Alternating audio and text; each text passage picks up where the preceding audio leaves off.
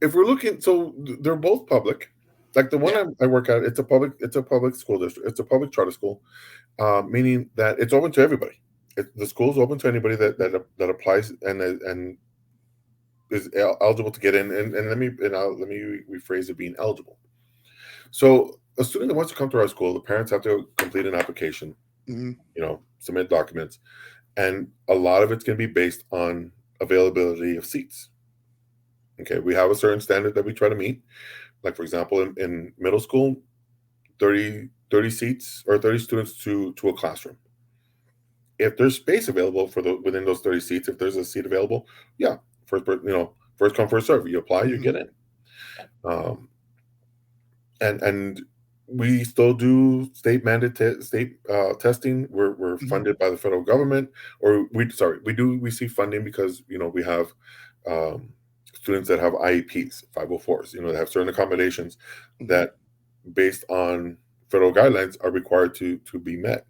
And public charter schools work to meet those standards. They're like, okay, we have special education teachers, we have spaces for these kids to work, or we do whatever accommodations that are out there.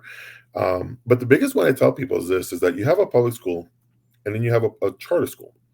The public schools are the ones that tax us.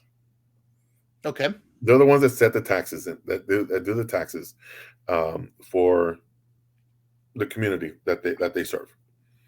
The public charter schools don't. At least for the state of Texas, we all funding goes from the public schools to the state of Texas, and then they allocate based on per student, based on what the amount that they think or Mm-hmm. that they say is going to take to fund a student to learn, and the money goes where the student goes in many cases. Yeah. So yeah, it's those are like the main differences on that part. So, a student can go to a charter school regardless of where they live if they Mhm. make it, if they're approved, if they're accepted. Oh yeah. Whereas, like public school, you're zoned.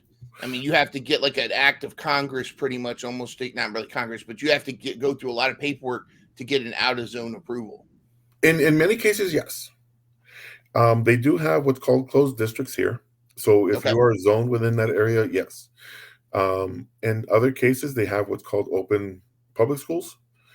So where I'm at, it's a little town called, or small city called Manor. We're outside of Austin, Texas. Mm-hmm. We have several school districts in the area. The main difference is that if a student can live in Austin or just outside of the zoning area, the taxing area, if you will, of the of Manor ISD, and if they're like outside, they can apply. They can still apply to get into that area. And in many cases, they'll be like, "Okay, we'll take you." You Okay. know. So if they live like nearby it, or so long as they're going to be able to get to school, most of the districts don't care. And like for us, for the charter school, we have a charter schools have like a zone, like an area that they're going to be covering, which is Mm-hmm. going to be larger than what the public school or the school district is going to have.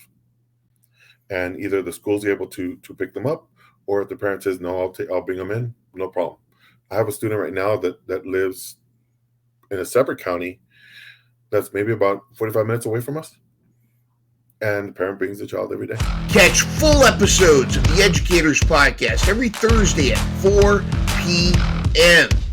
Real educators with the real issues in education. Thank you so much for watching. And of course, take care of yourself. Jeans passes to anyone who likes, shares, and comments on this video. Have a great week.